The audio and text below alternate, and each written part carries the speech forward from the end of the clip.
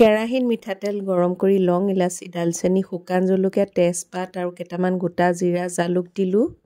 অকণমান সময় ভাজি লোৱাৰ পাছত চপ কৰি লোৱা পিঁয়াজখিনি অলপ সময় ভাজি লোৱাৰ পাছত ডাঙৰ চামুচেৰে এচামুচ আদা নহৰু পেষ্ট দিলোঁ। সেইখিনিও অলপ সময় ভাজি লোৱাৰ পাছত লোকেল চিকেনখিনি দিলোঁ। নিমখ, হালধি, জিৰা গুড়ি, ধনিয়া গুড়ি, মিট মছলা দিলোঁ।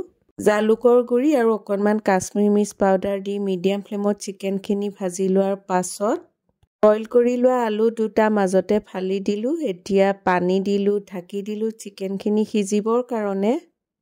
চিকেনখিনি সিজি যোৱাৰ পাছত আধা চামুচ দি দিলোঁ গৰম মছলা, পিঁয়াজ পাত অলপ সৰহকৈ দিলোঁ আৰু ধনিয়া পাতো অলপমান দি দিলোঁ।